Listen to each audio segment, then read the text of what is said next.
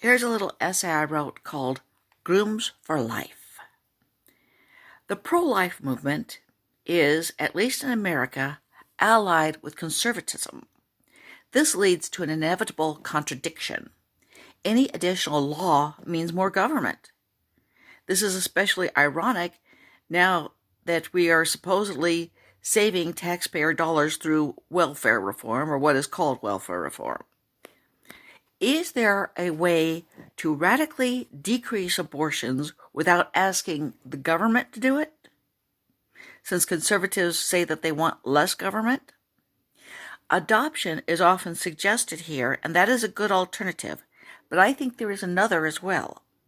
Marriage. I am not talking just about a return to the shotgun marriage.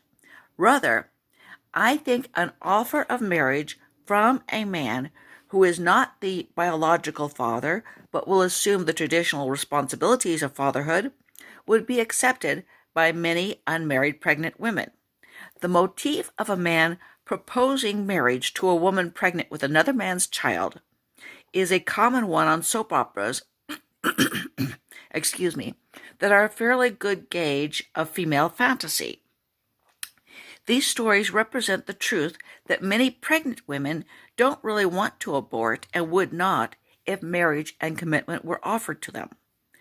Grooms for Life could be facilitated on a practical basis by computerized matching of pro-life single men with unmarried pregnant women interested in carrying to term.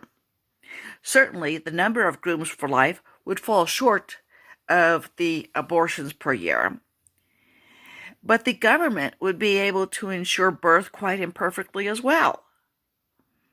Additionally, female pro-lifers and married men could spend their time recruiting bachelors to their cause, so that the screaming demonstrators outside abortion clinics would soon be replaced by swains in bow ties, holding rings and serenading the pregnant women.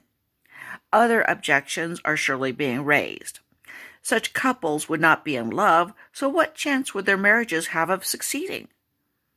It is a peculiarly Western and modern idea that says marriages must be based on love. Arranged marriages are still common in many conservative cultures, and their record suggests that romantic love is not the only basis for a lasting marital union. Pro-life marriages would have major advantages over other unions. The men would know they have done a good deed in saving a baby from abortion, and thus keenly look forward to the birth. The women would respect the moral sincerity of their new husbands. A second objection is that if men offer to marry pregnant women to ensure the baby's birth, women will deliberately get pregnant in order to nab a pro-life hubby. This is unlikely.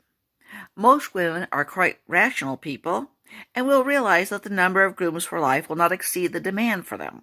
Additionally, most women are pro-choice and therefore will have no incentive to abandon their current practice, whether celibacy, lesbianism, or contraception, in hopes of marrying a pro-lifer.